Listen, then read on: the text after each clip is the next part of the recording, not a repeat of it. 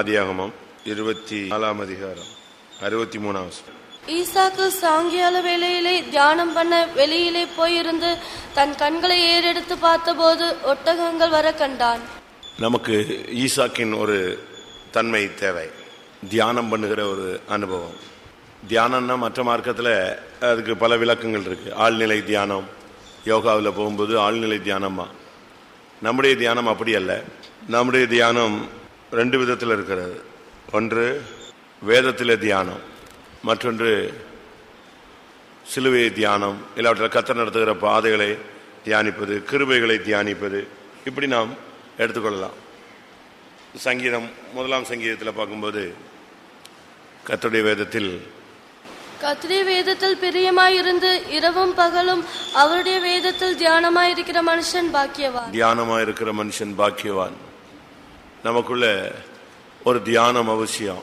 சரியான ஒரு ஆவிக்குரிய தன்மை நமக்குள்ள வரணும். இரவும் பகலும் தியானம். ஈசாக்குக்கு தியானம் பண்ற ஒரு கிருபை இருந்தது. அவன் அதை பிராக்டிஸ் பண்ணான். அவனுக்குள்ள அந்த தன்மை மறைந்திருந்தது. ஒரு இடத்துல தான் அதை குறித்து சொல்லியிருந்தாலும் இன்னொரு விதத்தில் பார்த்தா அது அவனுடைய பிராக்டிஸ். அதில் தியானம்னு சொல்லியிருக்கு. இன்னொரு விதத்தில் அது ஒரு ப்ரேயர். அவன் ப்ரேயர் பண்ணிட்டு இருக்கும்போதே, அவனுக்கு ஜெபக்கிறதுக்கு தியானம் பண்ண போகும்போதே அவனுக்கு பதில் வந்துருச்சு. ஒட்டகங்கள் வர கண்டான். நீ உன்னுடைய மனதை செலுத்தினாலே கர்த்தர் அந்த காரியத்தை வாக்கிய பண்ணுகிறார். உன் நாவில் சொல் பிரவாதத்திற்கு முன்பே நான் அதை அறிந்திருக்கிறேன், கேட்டிருக்கிறேன் கர்த்தர் சொல்றார்.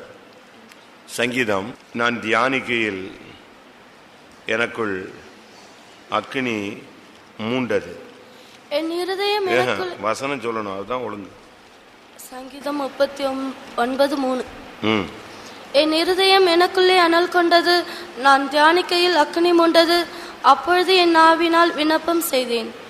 நம்ம சரியா தியானிச்சா அக்னி மூலம்.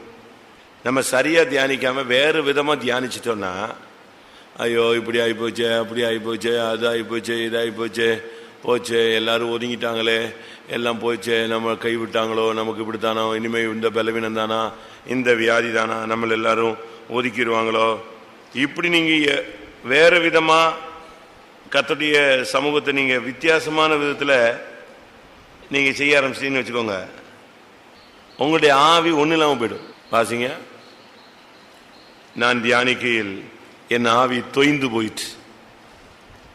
அதுவும் அவனுடைய பிராக்டிஸ் தான், இதுவும் இவனுடைய பிராக்டிஸ் தான். 77 சங்கீதம் 3 77:3. நான் தேவனை நினைத்த போது அலறினேன், நான் தியானிக்கும் போது என் ஆவி தோய்ந்து போயிற்று. இதுவும் ஒரே ஆள் தான், அதுவும் ஒரே ஆள், அதே சேம் ஆள் தான். தியானத்தை ஒழுங்கா பண்ணல, ஜபத்தை ஒழுங்கா பண்ணலன்னு வச்சுக்கோங்களேன். ஒரு சில ஜபம் முடிச்சுட்டு போன பிறகு எப்படி இருக்குண்ணா, அப்படித்தான் இருக்கு. அப்ப இவங்க எப்படித்தான் ஜெபிச்சிருக்காங்க? உட்காந்து உட்காந்து உட்காந்து உட்காந்து தெய்வீகம் இல்லாம, விசுவாசம் இல்லாம, நம்பிக்கை இல்லாம, அப்படியே இப்படி ஆகிப்போச்சு, இப்படி ஆகிப்போச்சு, இப்படி ஆகிப்போச்சு, இப்படி ஆகிப்போச்சு, இப்படி ஆகிப்போச்சு, இப்படியே பரிதபிச்சு அவங்களுக்கு இந்த விசுவாசம் நம்பிக்கை ஒன்றும் வராதனால அனல் மூடலை. அதே மனுஷன் சொல்றான், நான் தியானிக்கையில் என் ஆவி தொய்ந்து போயிடுச்சு. ஆனா அதே ஆள் இன்னொரு இடத்துல சொல்றான், நான் தியானிக்கையில் எனக்கு இல்லை அக்னி மூண்டது. நமக்குள்ள தியானிக்கும் போது என்ன உண்டாகுது யோசிங்க. அனல் மூழுதா? அந்நிய பாஷை வருதா? ஆவியானவர் உள்ள வராரா?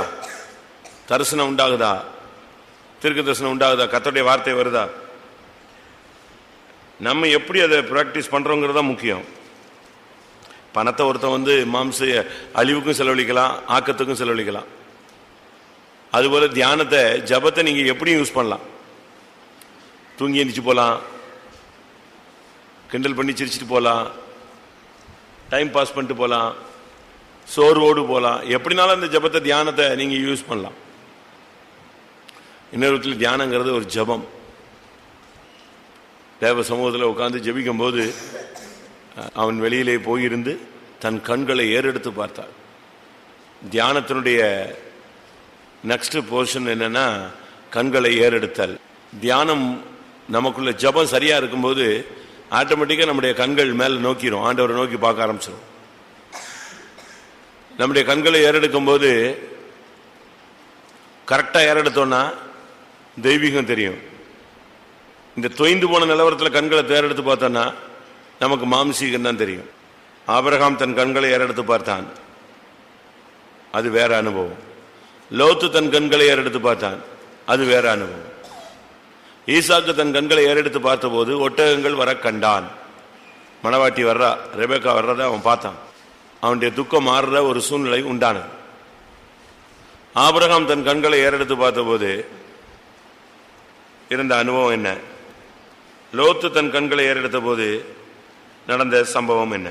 லோத்து தன் கண்களை ஏறெடுத்து பார்த்தபோது ஒரு சாதாரண அந்த சோதம் அவனுக்கு ஏதேனை போல தென்பட்டது. ஆதியாகமம் 13:10. அப்பொழுது லோத்து தன் கண்களை ஏறெடுத்து பார்த்து யோர்தான் நதிக்கு அருகான சமபூமி முழுவதும் நீர்வளம் பொருந்தினதாய் இருக்க கண்டான். கர்த்தர் சோதோமையும் கொமோராவையும் அழிக்கும் முன்னே சோவாருக்கு போகும் வழி மட்டும் அது கர்த்தருடைய தோட்டத்தை போலவும் எகிப்து தேசத்தை போலவும் இருந்தது. ஆபிரகாம் தன் கண்களை ஏறெடுத்து பார்த்த போது எப்படி இருந்துச்சு? நம்ம எப்படி ஏறெடுக்கிறோங்கிறதா வசனம். அப்பொழுது ஆபிரகாம் தன் கண்களை ஏறெடுத்து பார்க்கும்போது, வசனம் சொன்னா தானே எல்லாருக்கும் புரியும். எல்லாரும் கேட்டுச்சா இவங்க என்ன சொன்ன வசனம்னு? 22:13.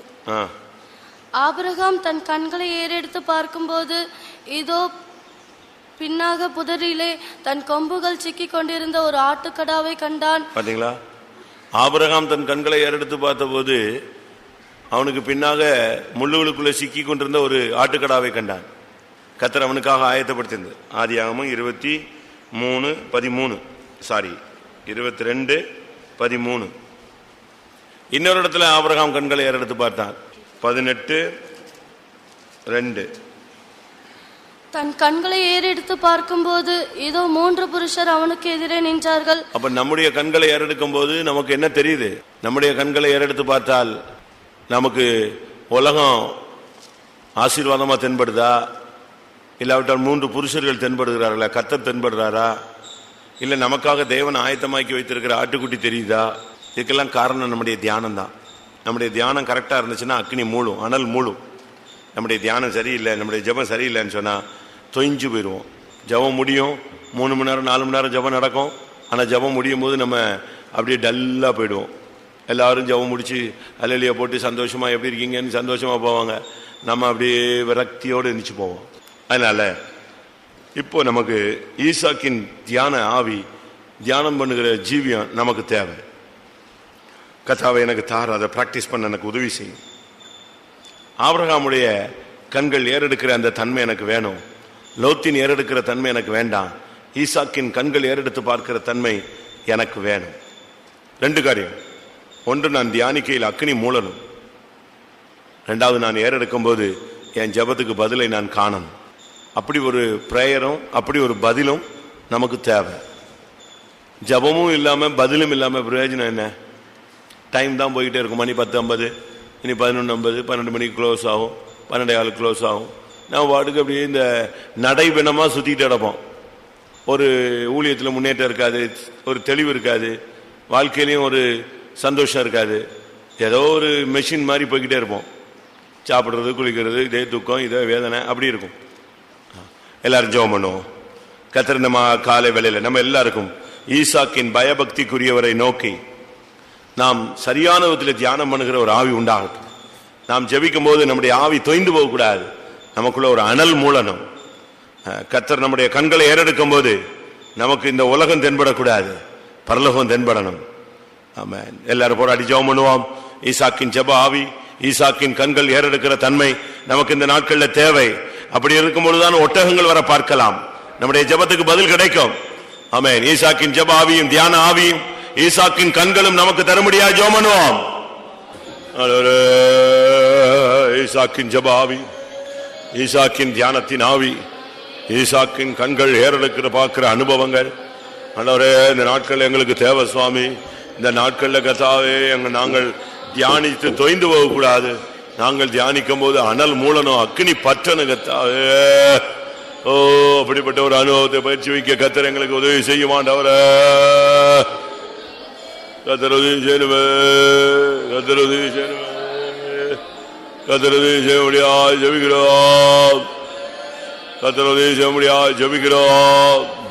ரேகே நேமே கசேக மிலாங்கர மின ஹஸல மஹானிதனே கரா சிகாத் ஓ ரபா கத்துடா பலா கஷமனா கத்துடா மானியா டிகரபனா கத்துடா கரபா கத்துடா டிஷனம் துதிபி திபி திபி திபி திபி திபி திபி.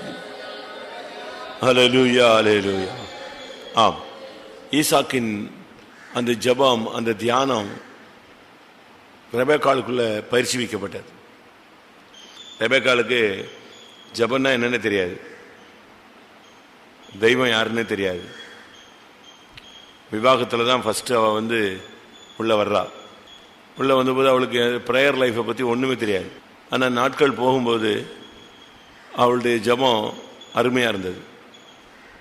அவளுடைய ஜெபத்துக்கு உடனே பதில் கிடைச்சது. உடனே தெய்வம் அவளோடு பேசின.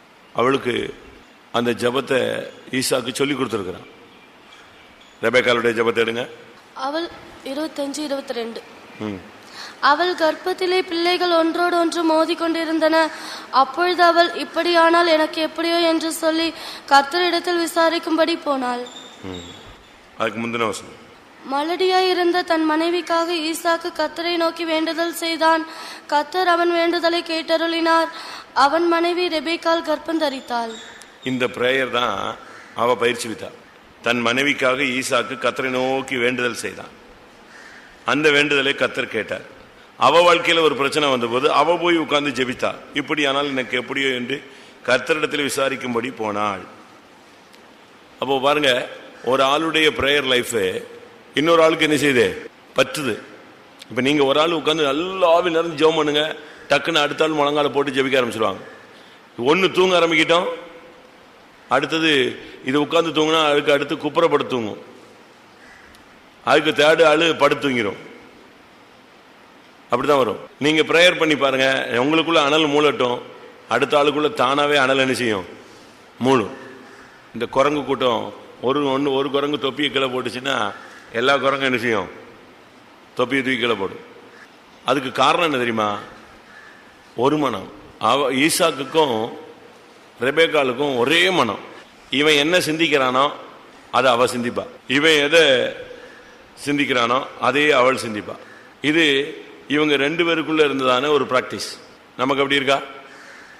இப்ப குடும்பங்கள்ல பிரச்சனை காரணமே என்னன்னா, புருஷனுக்கும் மனைவிக்கும் ஒரு மனம் இல்லை. புருஷன் ஒண்ணு நினைக்க, மனைவி ஒண்ணு நினைக்க, மனைவி ஒண்ணு நினைக்க, புருஷன் ஒண்ணு நினைக்கிறது.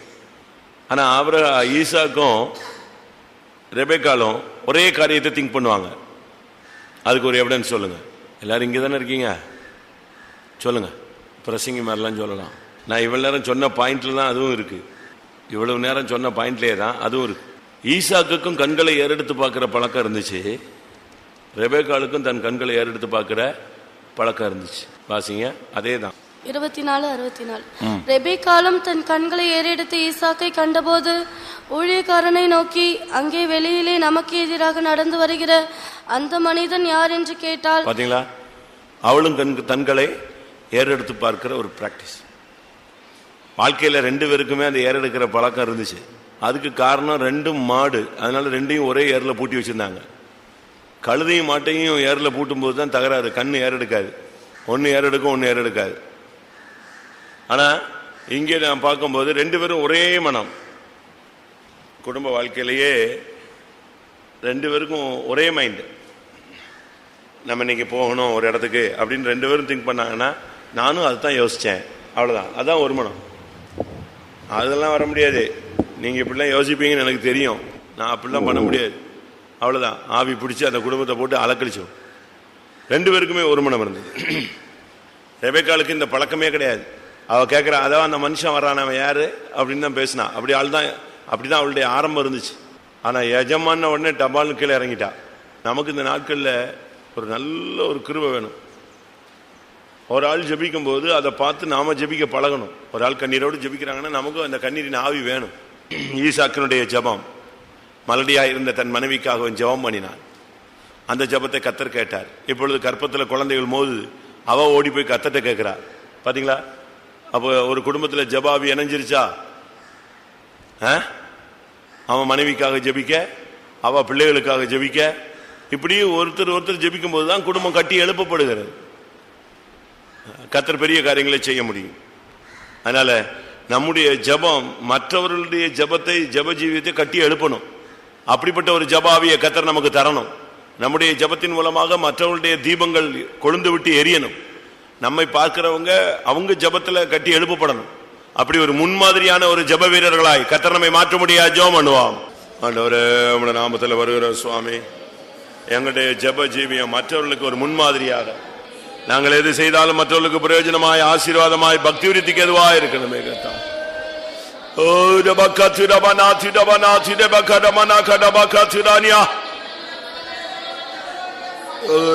எங்களுடைய ஜெப வாழ்க்கை மற்றவர்களுக்கு ஆசீர்வாதமாக, பிரயோஜனமாக, முன்மாதிரியாக, பக்தி விருத்திக்கு எதுவாய் அமைய அருள் செய்யும் ஆண்டவரே. தோத்திரா தோத்திரா தோத்திரா தோத்திரா. ஆமென். மற்றவர்களுக்கு முன்மாதிரியான ஒரு ஜெபாவியை கர்த்தர் நமக்கு தர முடியாது. ஸ்தோத்திரம் பண்ணுவோம். ஆமென். நம்ம எல்லாரும் கொஞ்ச நேரம் நல்லா ஜெபிக்கணும். பின்மாற்ற ஆவிகள் சபைக்குள்ள பயங்கரமா வேலை செய்யும். பின்மாற்றத்தில் 2 பின்மாற்றம் இருக்கு. ஒரு பின்மாற்றம் சபைக்குள்ளேயே இருப்பாங்க, ஆனா அவங்களுக்குள்ள என்ன இருக்காது, அபிஷேகம் இருக்காது, எல்லா கூட்டங்களுக்கும் வரமாட்டாங்க, பரிசுத்தவங்களோட ஐக்கியம் இருக்காது, வீட்டில் குடும்ப ஜெபம் இருக்காது, வீட்டில் ஒரு மனம் இருக்காது. பட் சபையில் ஒரு விசுவாசிங்கிற ஒரு காணிக்கை கொடுத்துட்டு, தசபாகம் கொடுத்துட்டு, ஒரு பெயரளவில் போயிட்டு இருப்பாங்க. இது ஒரு லைன். இன்னொரு பின்மாற்றம் இருக்கு. அது மொத்தமாக சபையை விட்டே நெஞ்சிடும், வெளியே எழுத்து கொண்டு போய் சுத்தமாக ரட்சிப்பு, அபிஷேகம், ஐக்கியம் எல்லாத்தையுமே நஷ்டப்படுத்திடும். இந்த 2 பின்மாற்றமுமே ஜனங்களுக்குள்ள வரக்கூடாது, மொத்தமா அழிச்சிடும். வெளியே போனவன் பின்மாறி போனவன் தற்கொலை பண்ணி செத்துட்டு போன மாதிரி, சபைக்குள்ள இருந்துட்டு பின்மாறிட்டு இருக்கான் பாருங்க, அவன் ஸ்லோ பாய்சன், கொஞ்சம் கொஞ்சமா சாவுறான். இந்த பின்மாற்ற ஆவி கடைசி காலங்களில் ரொம்ப துணிகரமா, ரொம்ப ஸ்பீடா வேலை செய்யும். அந்த இளைய குமாரன் இதை பாருங்க, அவன் போராடி வாங்கி வெளியே போயிட்டான். தன் தகப்பனுடைய ஆஸ்தியில தன்னுடைய பங்கை அவன் கேட்டு பெற்றுக்கொண்டான். சீக்கிரம் லூக்கா. அவர்களில் இளையவன் தகப்பனை நோக்கி, தகப்பனே, ஆஸ்தியில் எனக்கு வரும் பங்கை எனக்கு தர வேண்டும் என்றான். அந்தபடி அவன் அவர்களுக்கு தன் ஆஸ்தியை பங்கிட்டு கொடுத்தான். அவ்வளவுதான், எல்லாத்தையும் வாங்கிட்டு அவன் கிளம்பி போய் ஒன்றும் இல்லாம போயிட்டான். கிருபையை கேட்டு வாங்கினது, அபிஷேகத்தை கேட்டு வாங்கினது, சுகத்தை கேட்டு வாங்கினது, கர்த்தரிடமிருந்து பல நன்மைகள் எல்லாத்தையும் கேட்டு வாங்கிட்டு மொத்தத்தையும் காலி பண்ணிடுறது. அதனால தான் ஆவியானவர் வெளிப்படுத்தல் 2ஆம் அதிகாரத்தில் பேசும்போது, நீ கேட்டு பெற்றுக்கொண்ட வகையை, 3ஆம் அதிகாரம், நீ கேட்டு பெற்றுக்கொண்ட வகையை அறிந்து மனம் திரும்புவாயாக. 3ஆம் அதிகாரம் 3ஆம் வசனமா? 3ஆம் வசனம். ஆகையால் நீ கேட்டு பெற்றுக்கொண்ட வகையை நினைவு கூர்ந்து அதை கை கொண்டு மனம் திரும்பு. பாத்தீங்களா? நீ கேட்டு பெற்றுக்கொண்ட வகையை பாரு. சுகத்தை கேட்ட, ஆசீர்வாதத்தை கேட்ட, விடுதலையை கேட்ட, நம்பிக்கையை கேட்ட, கிருபையை கேட்ட, வரங்களை கேட்ட, வல்லமையை கேட்ட, பரிசுத்தத்தை கேட்ட, விசுவாசத்தை கேட்ட, என்னெல்லாமோ கேட்டு வாங்கிட்டோம். ஆனா இப்போ எல்லாத்தையும் நஷ்டப்படுத்திக்கிட்டு இருக்கோமே. அதனால இது ஒரு பின்மாற்ற ஆவி கடைசி காலங்களில் சபைக்குள்ள பயங்கரமா போராடு. ஒரு ஆவி உள்ள பூந்துருக்கு. இந்த சபைக்குள்ள பூந்து அந்த ஜனங்களுக்குள்ள அந்த வசனம் கிரியை செய்ய விடாம போராடுது. குடும்பங்களில் ஜபம் இல்லை, குடும்பங்களில் ஒருமனம் இல்லை, குடும்பங்களில் சண்டைகள், அடிதடி, தேவ சமூகத்துக்கு வர்றதில்லை. இதெல்லாமே பின்மாற்றத்தினுடைய ஒவ்வொரு படிகள். எல்லாரும் கொஞ்ச நேரம் முடிஞ்சா ஒருமனப்பட்டு நல்ல அபிஷேகத்தில் ஜெபம் பண்ணுங்க. இதே அனுபவம் தான் ஊழியக்காரங்களுக்குள்ளேயுமே. இன்னைக்கு அநேகருக்குள்ள ஜெபம் இல்லை, உபவாசம் இல்லை, பரிசுத்தம் இல்லை, தன்னை காத்துக்கொள்ளக்கூடிய சக்தி இல்லை, கிருபை இல்லை, தாளந்துகள் இல்லை, வரங்கள் இல்லை, வல்லமை இல்லை, சகிப்புத்தன்மை இல்லை, இரக்கம் இல்லை, விட்டு கொடுக்கும் தன்மை இல்லை, நேசிக்கும் தன்மை இல்லை. எப்படி நான் சொல்லிட்டே போவேன். இல்லை இல்லைங்கிறது அது வாடு போயிட்டே இருக்கலாம். ஆனால் நம்ம ஊழியத்தில் இருப்போம். இதெல்லாம் இல்லை, ஆனால் எங்கே இருப்போம்? ஊழியத்தில் இருப்போம். இதுதான் ஒரு பின்மாற்றம். ஒரு சிலர் அப்படி இல்லை, எனக்கு இந்த ஊழியம் வேண்டான்னு தூக்கி போட்டு போய்கிட்டே இருக்கான். அது வெளியரங்கமான பின்மாற்றம். ஆனால் உள்ளுக்குள்ளே இருந்துக்கிட்டே இது நம்மளை கொஞ்சம் கொஞ்சமாக இந்த மூச்சு போகும்போது காலில் போயிடுச்சு, கையில் போயிடுச்சு, நெஞ்சில் போயிடுச்சும்பாங்க. அதே மாதிரி ஒன்று ஒன்றா போய்கிட்டு இருக்குன்னு அர்த்தம். ஒரு பின்மாற்றத்தின் உச்சக்கட்ட ஆவி கடைசி காலங்களில் ஒரு மந்தமான ஆவி, நிர்விசாரத்தின் ஆவி, ஒரு அசதியான ஒரு ஆவி சபைக்குள்ளே பூந்துருக்கு. விசுவாசிகளில் பாருங்க, அவங்க தேவ சமூகத்தை ரொம்ப கனயீனம் பண்றாங்க, அலட்சியம் பண்றாங்க. ஞாயிற்றுக்கிழமை நம்ம கர்த்தருடைய பந்தியை குறித்து பேசுறோம். ஆண்டவர் பேசுறார், நீ எந்த சூழ்நிலையில் இருந்தாலும் எடுக்கலாம், எந்த சூழ்நிலை இருந்தாலும் உன்னை சரிப்படுத்தி எடுக்கலாம், நீ எழும்பி போகாத, ஞானசானம் எடுத்தவன் எழும்பாத, எல்லாம் சொல்றான். செவிட்டுலையும் செவிடு மாதிரி எந்திரிச்சு போய்கிட்டே இருக்கான். எப்படி இருக்குன்னு யோசிச்சு பாருங்க. ஒவ்வொருக்கு போனேன், 125 பேர் இருந்தாங்க. சும்மா பிரசங்கம் பண்ணா சிரிச்சுக்கிட்டே கேட்டான். ஒரே அள்ளியா தான், ஒரே எழுப்புதல் தான். எந்திரிச்சு போயிடாதெல்லாம் சொன்னேன். எல்லாம் முடிஞ்சது. ராபோஜனத்துக்கு உட்காருவோம் அப்படின்னா 32 பேர் உட்கார்ந்தான். தப்ப தப்ப தப்ப தப்பன்னு எந்திரிச்சு வழியே ஓடியே விட்டான், எல்லாம் கேட்ட தாண்டி. அப்போ இவனுக்கு என்னதுக்கு பிரசங்கம் பண்ணோம்? வந்த உடனே ராபோஜனம் எடுக்காதவரெல்லாம் வெளியே போகுங்கள், ராபோஜனம் எடுக்கிறவர்களுக்காக பிரசங்கம் பண்ண வேண்டியதான். இவ்வளவுக்கும் நான் ஞாயிற்றுக்கிழமை ராபோஜனம் எடுக்கிறவங்களாம் கை வைத்துன்னு வர கிளியர் பண்ண அவ்வளோ பேரும் கை வைத்தினாங்க. ஆனால் எஸ்கேப் பாதி பேருக்கு மேலே எஸ்கேப் ஆயிட்டாங்க. அதாவது ஒரு பயம் இருக்கு அவங்களுக்கு, எடுத்து சாப்பிட்றத விட எடுக்காமல் உயிரோடு இருக்கலாம்னு. அப்படி ஒரு பயம் இருக்கனால எந்திரிச்சு ஓடுறான்னு நினைக்கிறேன். எடுத்து சாவதை விட எடுக்காமல் இருப்பது, எடுக்காமல் உயிரோடு இருப்பது நல்லது. இது ஒரு நீதிமொழியில் எழுதி வைக்கணும். அவன் பாட்டுக்கு எந்திரிச்சு போறான் பாருங்க ஞாயிற்றுக்கிழமை. அதுக்கு காரணம் என்னன்னா பின்மாற்றம் தான். இந்த ஆவிகள் பயங்கரமா போராடுது, மனசாட்சியத்தை கெடுத்துருது, விசுவாசமாகிய கப்பலை கெடுத்துருது, பரிசுத்த குலைச்சல் ஆக்கிறது. அது பிறகு அவன் வரமாட்டான், உள்ள வரமாட்டான், யோசிக்கிறான். ஜெபம் பண்ணுவோம். கத்தர் சபைக்குள்ள புகுந்திருக்கிற 2 விதமான பின்மாற்ற வல்லமைகளை கத்தர் கடிந்து கொண்டு சபைக்குள்ள ஒரு உணர்வு, ஒரு எழுப்புதல், ஒரு உற்சாகமான ஆவியை கத்தர் கிருபையாய் கட்டளிட முடியாய் கொஞ்ச நேரம் போராடுவான். ஆண்டவரே, உம்முடைய நாமத்தில் வருகிற சுவாமி, இது உம்முடைய சபை ஆண்டவரே. பின்மாற்றத்தின் ஆவிகள் சபைக்குள்ளே வல்லமையாய் கிரியை செய்கிற காலங்கத்தாரு உம்முடைய சபையை நீர் பாதுகாக்க முடியாது. ஆமா, நல்லா ஜெபிங்க, நல்லா ஜெபிங்க. இந்த பின்மாற்ற ஆவி பெரிய பெரிய ஆளுங்களெல்லாம் கவுத்திரும், ஒரே செகண்ட்ல கவுத்திரும். யூதாசை கவுத்திருச்சு, தேமாவை கவுத்திருச்சு, ஒரு செகண்ட்ல கவுத்திருங்க. பெரிய அப்போஸ்தல பட்டத்தையே அவன் விட்டுட்டு செத்து போயிட்டான், நான்குன்னு செத்துட்டான். அப்படி ஒரு முடிவு நம்முடைய ஜனங்களுக்கு வரக்கூடாது, நமக்கு வரக்கூடாது. நல்ல ஜெபம் பண்ணுங்க. பின்மாற்ற ஆவி சபைக்குள்ள இருந்து வெளியே போகட்டும். அது போறது நமக்கு தெரியணும்.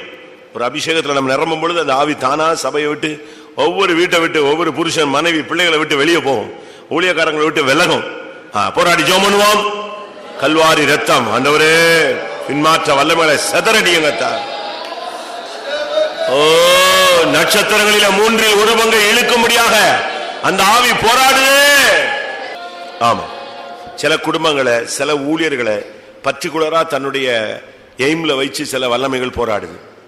சில ஊழியக்காரங்களுக்கு மறுபடி போராட்டம். அதாவது அவங்களுடைய அஸ்திவாரம் அசைற வரைக்கும் அந்த ஆவி போராடுது. அந்த குறிக்கப்பட்ட ஊழியர்களுக்காக நம்ம ஜெபிக்கலாம். அதே போல சில குடும்பங்களை மறுபடி வியாதியோ பலவீனமோ பிசாசோ ஏதாவது ஒன்று கொடுத்து குழப்பத்தையோ கலக்கத்தையோ என்னத்தையாவது ஒன்று உண்டு பண்ணி வறுமை, கஷ்டம், கடன், தருத்தரம், எங்கேயாவது ஒன்று நெருக்கத்தை கொடுத்து எப்படி ஆயினும் பின்மாற்றத்தில் கொண்டு போகணும்னு போராடு. இந்த 2 கூட்டத்தாருக்காக நம்ம ஜெபிக்கலாமா? நம்ம இப்போ காமனா ப்ரேயர் பண்ணோம். நான் இப்போ சொன்னது பர்டிகுலரா சில ஊழியக்காரங்களை தட்டிடணுங்கிறது பிசாசனுடைய மிகப்பெரிய இலக்கு. எப்படி ஆயினும் அவங்களை அந்த ஜபத்திலிருந்து, உபவாசத்திலிருந்து, பரிசுத்திலிருந்து, விசுவாசத்திலிருந்து, அந்த பிரதிஷ்டையிலிருந்து தட்டிடணுங்கிறதுல பயங்கரமா டார்கெட் போட்டு, எல்லா ஊழியக்காரங்களுக்கு அல்ல, ஒரு சிலருக்கு அவன் எய்ம் பண்ணி அடிக்கிறான். அவங்களுக்கு டெய்லி பிரச்சனை வந்துகிட்டே இருக்கும். அப்ப புரிஞ்சுக்கணும், அவங்க ஸ்டாண்ட் பண்ணணும்.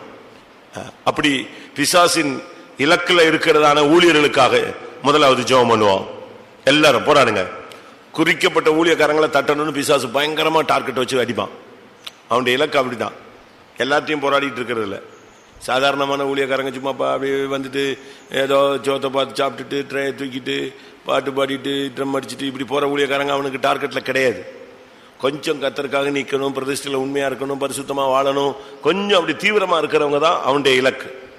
பாருங்க, அதுக்கு ஒரு வசனம் சொல்றேன். ஒரு ராஜா சொல்றான், நீங்க எல்லாத்தையும் போராடாதீங்கப்பா. தங்களுடைய ரதத்தில் உள்ளவங்கள்ட்ட சொல்றான், ரத வீரர்கள்ட்ட சொல்றான், நீங்க எல்லாரும் ஒரே அடியா ராஜாவை மட்டும் அடி, முன்னால் நிக்கிறவனை மட்டும் தட்டுங்க, அடுத்த மிச்சத்தை பேசிக்கலாங்க. யோசபாத்தும் இன்னொருத்தனும் வேஷம் போட்டு நிற்பான். வேஷம் போட்டு நின்னா வருவான், மொத்த பேரும் சேர்ந்து ஒரே ட்ராக்ல வருவாங்க. 2 நாளாகமம் 18:30. சீரியாவின் ராஜா தனக்கு இருக்கிற ரதங்களின் தலைவரை நோக்கி, நீங்கள் சிறியவரோடும் பெரியவரோடும் யுத்தம் பண்ணாமல் இஸ்ரவேலின் ராஜா ஒருவனோடு மாத்திரம் யுத்தம் பண்ணுங்கள் என்று கட்டளையிட்டு இருந்தான். மற்ற விசுவாசம் இப்படித்தான், ஒரு ஊழியக்காரனை டார்கெட் பண்ணிக்கிட்டே வரும். அவனை அழ வைக்கும், ஜெபிக்க விடாது, தூங்க வைக்கும், அவனுக்கு பிரச்சனைகளை கண்டினியூவா கொண்டு வரும், அவனை தூக்கிடணும். அதான் அவனுடைய டார்கெட். அந்த முக்கியமான ஆளை மட்டும் டச் பண்ணுன்னு சொல்லுவான். அதனால் நம்ம ஜெபம் பண்ணுவோம். குறிக்கப்பட்ட ஊழியர்களை இலக்கு வைத்து தாக்குகிற அந்த வல்லமைக்கு கர்த்தர் அந்த ஊழியர்களை விலக்கி பாதுகாக்கணும். எந்த வல்லமை எந்த ஊழியக்காரனை அசைக்கணும், பிடுங்கணும், அழிக்கணும் ட்ரை பண்ணுதோ அந்த வல்லமைகளை கர்த்தர் அழித்து அந்த குறிக்கப்பட்ட ஊழியர்களை கர்த்தர் வேலையடைத்து பாதுகாத்து நிலைநிறுத்த முடியாது. ஜெபம் பண்ணுவோம். ஜெபம் பண்ணுங்க பார்க்கலாம். உங்களுடைய ஜெபம் ஒரு ஊழியனை நிலைநிறுத்த வேண்டும். கர்த்தாவே, உடைய நாமத்தில் வருகிற கர்த்தாவே, ஊழியர்களை கர்த்தாவே, எந்தெந்த ஊழியர்களுக்கு விரோதமாய் கர்த்தாவே அவர்களை ஒழிக்க வேண்டும், அழிக்க வேண்டும், இருக்கக்கூடாது, அவருடைய பிரதிஷ்டையை நஷ்டப்படுத்த வேண்டும், கர்த்தருடைய வீட்டில் அவர்கள் இருக்கக்கூடாது என்று சொல்லி பிசாசு போராடுகிறானோ அந்த ஊழியர்களை கர்த்தர் பாதுகாக்கணும். அந்த வல்லமைகளை சிதறடிக்கணும் கர்த்தாவே. ஷமானா கதூதாமானியா நிலைநிறுத்தும் தேவ ஆவி. ஹல்லேலூயா.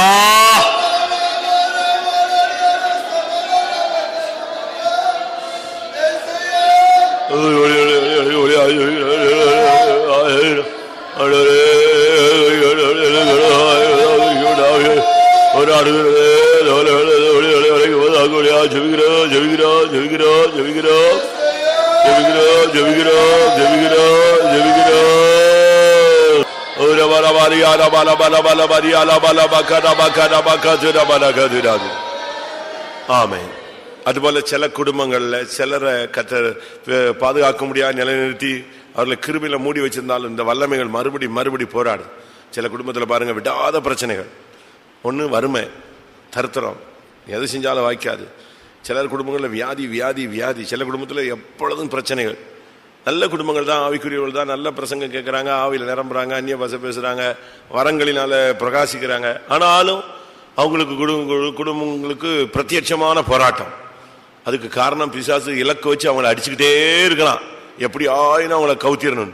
கர்த்தர் அப்படிப்பட்ட சூழ்நிலையில சிக்கி தவிக்கிற விசுவாசிகளை கர்த்தர் பாதுகாக்க முடியாது. அந்த வல்லமைகளை சிதறடித்து அந்த வல்லமைகளை நிர்மூலமாக்கி தம்முடைய ஜனத்தை பாதுகாக்க முடியாது. ஜெபம் பண்ணுவோம். கர்த்தாவே, நெருக்கத்தில் இருக்கிற குடும்பங்களுக்காக ஜெபிக்கிறோம். நெருக்கத்தில் இருக்கிற குடும்பங்களுக்காக ஜெபிக்கிறோம். போராட்டங்கள் இருக்கிற குடும்பங்களுக்காக ஜெபிக்கிறோம். வியாதியின் பிடியிலிருந்து போராடி கொண்டிருக்கிற குடும்பங்களுக்காக ஜெபிக்கிறோம். விழுந்து போன கூடாரங்களை தூக்கி எடுத்து நிறுத்துகிறவர், விழுந்து போன கூடாரத்தை தூக்கி எடுத்து நிறுத்துகிறவர். ஆமென். கர்த்தர் பிசாசின் இலக்கில் இருக்கிற குடும்பங்களை பாதுகாக்க முடியாது. ஸ்தோத்திரம் பண்ணுவார்.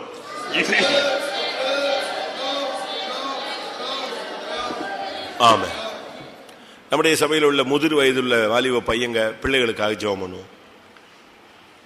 கல்யாணம் ஆகணும் அப்படின்னா ஒரு 25 வயசுக்குள்ள கல்யாணம் ஆயிடணும். இல்லை ஊழியன்னாலும் 25 வயசுக்குள்ள எங்கே போயிடணும்? ஊழியத்துக்கு போயிடணும். சும்மா 35 வயசு 32 வயசு கல்யாணம் ஆகாமல் ஊழியத்துக்கும் போகாமல் இப்படியே இழுத்துட்டு போகக்கூடாது. கர்த்தர் அப்படி ஒரு வாய்ப்பை நம்முடைய பிள்ளைகளுக்கு அனுமதிக்கக்கூடாது. போயிட்டே இருக்கு. வயசு 28, 29, 30 இந்த தன்மைகள் மாறணும். அது காரணம் என்னன்னா, அதுக்கு பேரண்ட்ஸு காரணம், பிள்ளைகள் காரணம். ஊழியம்னா ஒரு போல்ட்னஸ் வேணும். நல்லா புரிஞ்சுக்கணும், ஊழியம் நாம செய்யறதில்ல, அழைத்தவர் செய்யற ஊழியம். ஊழியத்துக்கு போனா நிப்பானா, நிப்போமா, நிக்க முடியுமா, அப்படிலாம் நம்ம யோசிக்க கூடாது. அப்படி யோசிச்சா யாருமே என்ன செய்ய முடியாது, வாழ்க்கை ஊழியத்துக்கு வர முடியாது. நிலைநிறுத்துகிறவர் யார் தான்? தேவன் தான். பால்கோஷி தன்னுடைய புஸ்தகத்தில் எழுதியிருக்காரு, ஆரம்பத்தில் நான் ஊழியம் செய்தேன், கொஞ்ச நாட்கள் போன பின்பு நானும் ஆண்டவரும் நேசிக்காம மனசை போட்டு குழப்பிக்கிட்டு இருந்தாதான் இந்த குழப்பெல்லாம். அதனால இயேசுவை நேசிக்கிற அந்த தன்மை இருக்கணும்.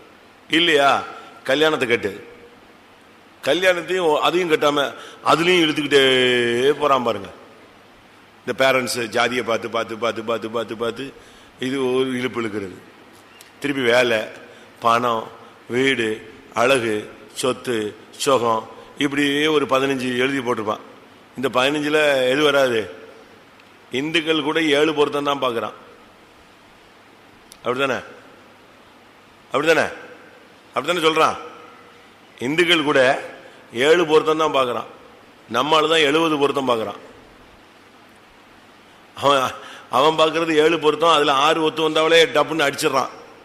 7 ஒரு நாளத்துலையும் 7 பொருத்தமும் சேர்ந்து வந்த ஆள் எவனுக்கும் கிடையாது. எங்கேயாவது ஒன்று கொணக்க மணக்க இருக்கும். அதை விட்டு நம்ம ஆள் ஜாதி பார்க்குறான். ஜாதியில் உட்பிரிவு பார்க்குறான். 2வது ஜாதி ஃபஸ்ட்டான். அடுத்து என்னது?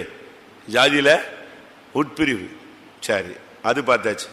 அதுக்கு பிறகு உயரம் பார்க்கணும், அதுக்கு பிறகு கலர் பார்க்கணும், அதுக்கு பிறகு வசதி வாய்ப்புகள் பார்க்கணும், இதுக்கு பிறகு வேலை இருக்கான்னு பார்க்கணும். இப்படி பார்த்து பார்த்து வரும்போது இந்த பாம்பு கட்டத்தில் ஏறி போயிட்டு இருக்கும்போது டப்புன்னு பாம்பு கொட்டி கீழே வந்த மாதிரி புஸ்குன்னு கீழே வந்துடுவான். இவன் 7 பார்த்தா பொண்ணு வீட்டுக்காரன் 70 பார்க்குறான். அதுக்கு பிறகு இவன் 77 பார்க்குறான், அவன் 97 பார்க்குறான். இப்படியே தள்ளி விட்டு நம்ம பையங்க பொண்ணுங்க எல்லாம் எங்கே வந்துட்டாங்க? 30 தாண்டி விட்டார்கள். இனி ஈசாக்கு வயசுல தான் கல்யாணம் நடக்கும். ஈசாக்கு எத்தனை வயசுல கல்யாணம் முடிச்சான்? எத்தனை வயசு? 40 வயசு. ஈசாக்கு 40 வயசுல கல்யாணம் முடிச்சார். கரெக்ட் தானா? அப்போ காலங்கள் கூட இருந்துச்சு. 120 150 வயசுல உயிரோட இருந்தான். அது பரவாயில்ல. இப்ப 45 போற காலம். 50 ரீச் பண்றது பெரிய டார்கெட் தான். பழைய ஆளுங்க தான் 1-2 இழுத்துட்டு கிடக்கு. மற்றதெல்லாம் இப்ப ஸ்பீடா போற காலம். அதனால நம்ம நம்ம பிள்ளைகளுக்கு செய்ய வேண்டிய முறைப்படி செய்யணும்.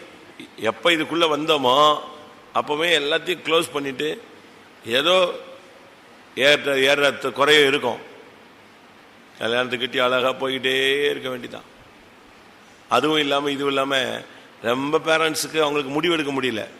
இந்த பைரட்டாவா வாங்கி இருக்கிற போட்டோவெல்லாம் பார்த்து ஒரு 10 போட்டோ வச்சுக்கிறது.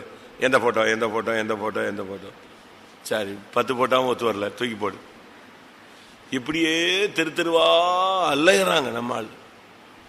இதுக்கு பேரண்ட்ஸ் அங்க கன்வென்ஷன் போறதெல்லாம் எதுக்கு தான் சொல்லுங்க?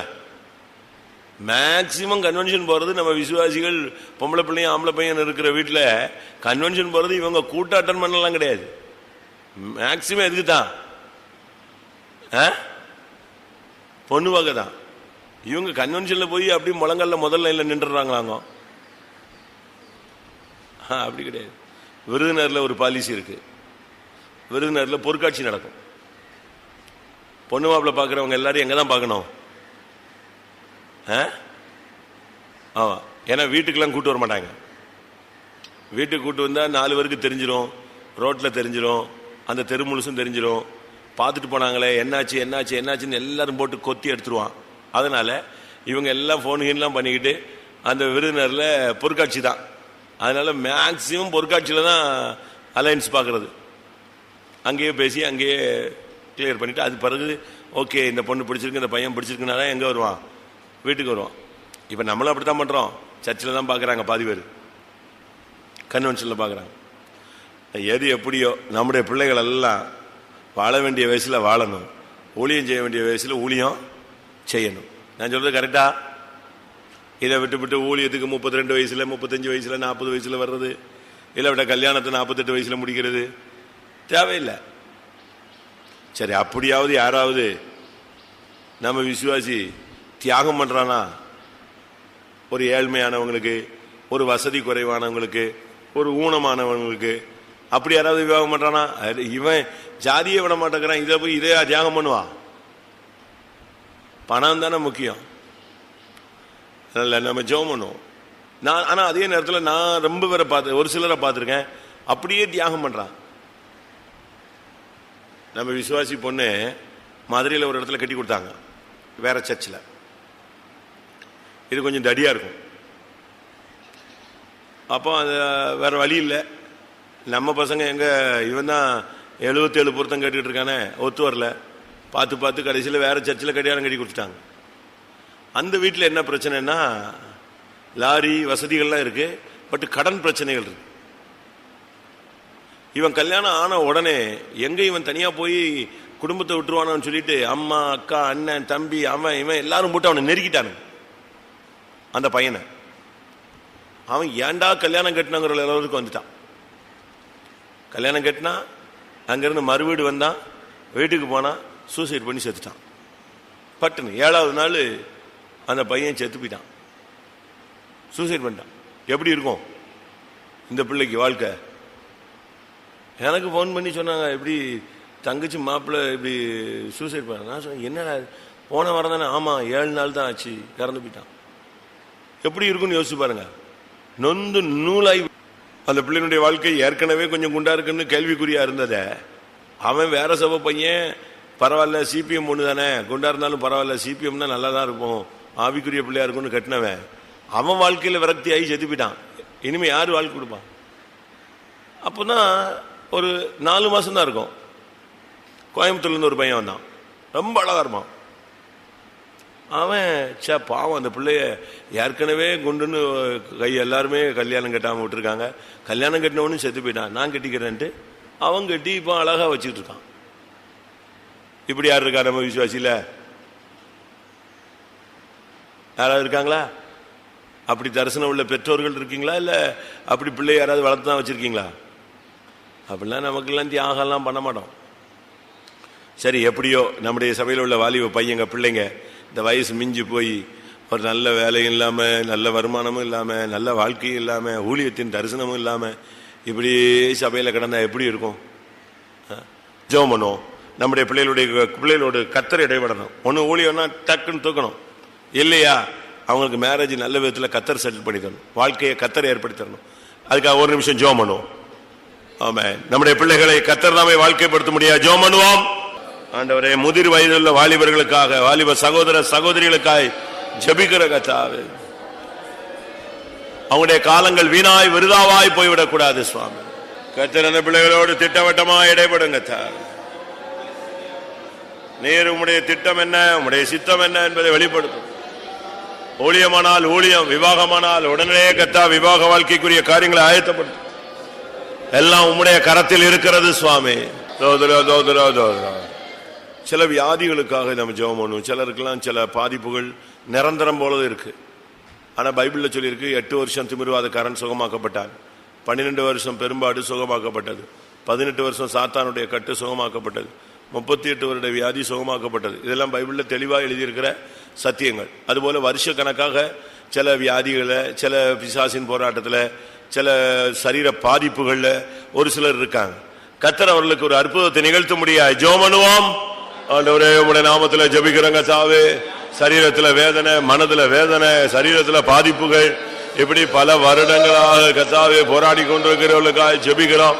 8 வருஷம் பாதிக்கப்பட்டவனை குணமாக்கினீர், 12 வருஷம் பாதிக்கப்பட்டவளை குணமாக்கினீர், 18 வருஷம் பாதிக்கப்பட்டவளை குணமாக்கினீர், 38 வருஷம் பாதிக்கப்பட்டவனை குணமாக்கினீர், 40 வருஷம் பாதிக்கப்பட்டவனை குணமாக்கினீர். கர்த்தாவே, உம்மிடத்துல வல்லமை உண்டு, வல்லமை உண்டு, வல்லமை உண்டு. உம்மிடத்துல போதுமான வல்லமை உண்டு, உண்டு.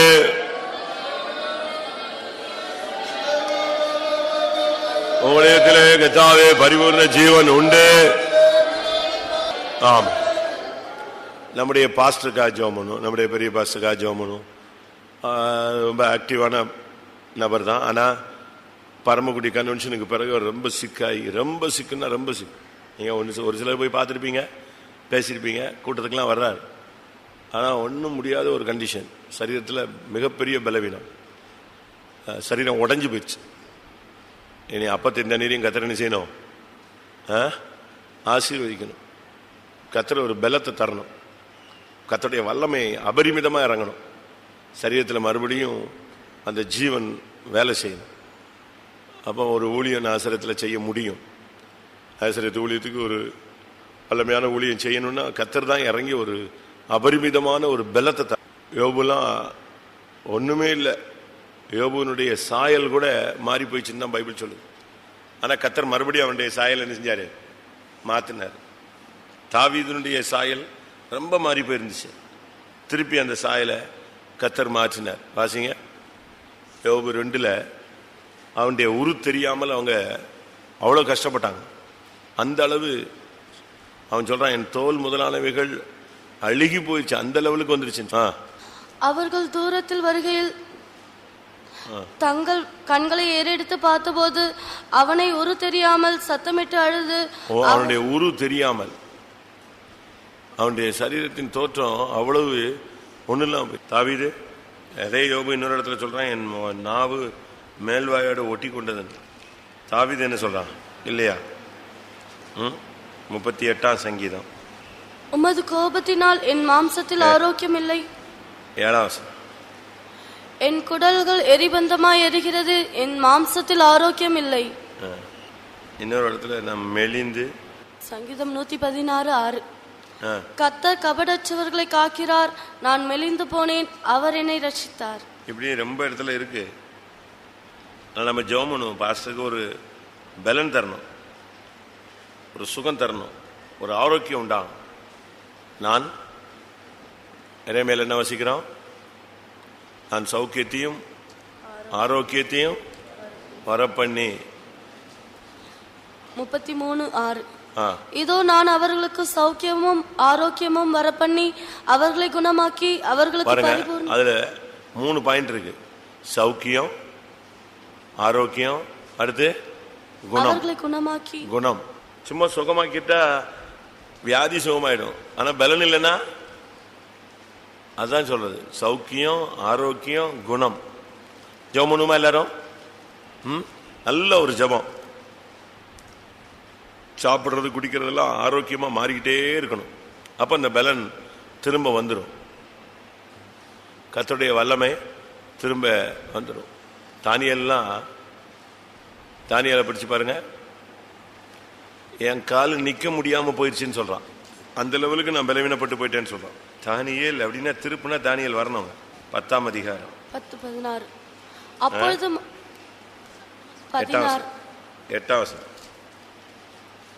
நான் தனித்து விடப்பட்டு அந்த பெரிய தரிசனத்தை கண்டேன், என் பலன் எல்லாம் போயிற்று, என் உருவம் மாறி வாடி போயிற்று, திடனற்று போனேன். என் உருவம் மாறி வாடி போயிடுச்சு, திடனற்று போனேன். அடுத்து 16. அப்பொழுது மனுபுத்திரரின் சாயலாகிய ஒருவன் என் உதடுகளை தொட்டான். உடனே நான் என் வாயை திறந்து பேசி எனக்கு எதிரே நின்றவனை நோக்கி, என் ஆண்டவனே, தரிசனத்தினால் என் மூட்டுகள் புரண்டன, பலனற்று போனேன். அடுத்த வசனம். ஆகையால் என் ஆண்டவனுடைய அடியேன் என் ஆண்டவனோடு பேச கூடுவது எப்படி? இனி என்னில் பலன் இல்லை, என்னில் மூச்சும் இல்லை என்றேன். எப்படி இருக்கும் தாவீதுனுடைய தானியேலுடைய நிலவரத்தை பாருங்க. 15ஆம் வசனத்துல, என் தலை கவிழ்ந்து தரையை நோக்கி பேச்சற்று போனேன், என் மூட்டுகள் புரண்டன, பலனற்று போனேன், இனி என்னில் பலன் இல்லை, என்னில் மூச்சும் இல்லை. எப்படி இருக்குன்னு பாருங்க. 9ஆம் வசனம், நான் முகம் கவிழ்ந்து நித்திரை போகிறவனாய் தரையிலே முகங்குப்புற விழுந்து கிடந்தேன், என் முழங்கால்களும் என் உள்ளங்கைகளும் தரையை ஊந்தியிருக்க அவர் கை என்னை தொட்டு தூக்கி வைத்தது. சுத்தமா ஆள் டவுன் ஆயிட்டார். 21 நாள் உபவாசம் அப்படி ஆக்கிடுச்சு. அப்படித்தானே? 3ஆம் வசனத்துல 2ஆம் வசனத்துல அந்த 3 வாரம் அளவு 21. பாஸ்டர் 70 நாள் சாப்பிடாம சாப்பாடை பார்த்தாலே வாமிட் மாதிரி ஆகி 70 நாள் சாப்பிடலன்னு உடனே சுத்தமா ஒண்ணு இல்லாம போயிடுச்சு. ஜெபம் பண்ணுமா எல்லாரும்? சரியா ஒரு ஜெபம் பண்ணணும். திரும்ப தானியேலை கர்த்தர் பலப்படுத்தினார். அங்க அந்த வசனம் சொல்லுது, ஒரு மனுஷன் என் உதட்டை தொட்டான், ஒரு புருஷன் என்னை தூக்கி விட்டான், என்னை திடப்படுத்தினான். அப்படி இருக்கா? 18 மனுஷ ரூபமான ஒருவன் திரும்ப என்னை தொட்டு என்னை திடப்படுத்தி, பயப்படாதே, திடன்கொள் என்றான். உடனே கொஞ்ச நேரத்தில் அவன் சொல்றான், என் ஆண்டவன் பேசுவாராக, என்னை திடப்படுத்தினீரே. அவ்வளவுதான், எழும்பியாச்சு. ஆண்டவர் திடப்படுத்துறது, ஆண்டவர் சுகமாக்கும். பாஸ்டருக்கு ஒரு நல்ல பலத்தையும் ஆரோக்கியத்தையும் சௌக்கியத்தையும் கர்த்தர் இந்த பகல் வேளையில இருந்து கட்டளையிட முடியா? எல்லாரும் போராடி ஜெபம் பண்ணுவோம். ஹல்லேலூயா. நல்லா ஜெபிக்கும் போது நமக்காக மற்றவங்க ஜெபிப்பாங்க. ஆமென். ஹல்லேலூயா. கர்த்தாவே உம்முடைய நாமத்தில் வருகிறோம். சர்வ வல்லவரை நோக்கி பார்க்கிறோம் கர்த்தாவே. வாச பலப்படுத்த முடியாது ஜெபிக்கிறோம். உச்சந்தலையிலிருந்து உள்ளங்கால் மட்டும் எலும்புல நரம்புல ஊனல சதையில ரத்தத்துல கர்த்தாவே உம்முடைய வல்லமை இறங்கட்டும். அப்பத்தையும் தண்ணீரையும் ஆசீர்வதியும் கர்த்தாவே. தெய்வத்தினுடைய மகத்தான வல்லமை இறங்கட்டும். பலன் வரட்டும். சௌக்கியம் ஆரோக்கியம் விடுதலை உண்டாகட்டும். குணமாக்கும் கர்த்தாவே. ஓ ரபக துதிபிக்கனா சம்துனிகரமான கதுரிகரமானியா. ஆமென். கர்த்தருடைய முடியாய் ஸ்தோத்திரம் பண்ணுவோம். நம்முடைய ஜெபங்களை கர்த்தர் கேட்டபடினால ஸ்தோத்திரம் பண்ணுவோம். பெரிய காரியங்களை கர்த்தர் செய்ய போறபடினால ஸ்தோத்திரம் பண்ணுவோம். குடும்பங்களுக்காக சபைக்காக கர்த்தர் எழுந்தருள முடியாய் ஸ்தோத்திரம் பண்ணுவோம். ஆலய பிள்ளைகளுடைய காரியங்களை கர்த்தர் பொறுப்பெடுக்க முடியாய் ஸ்தோத்திரம் பண்ணுவோம். சபைக்குள்ள ஒரு எழுப்புதலை கட்டளிட முடியாய் ஸ்தோத்திரம் பண்ணுவோம். எல்லா மகிமையும் அவருக்கே செலுத்தி ஸ்தோத்திரம் பண்ணுவோம். ஜெபம்.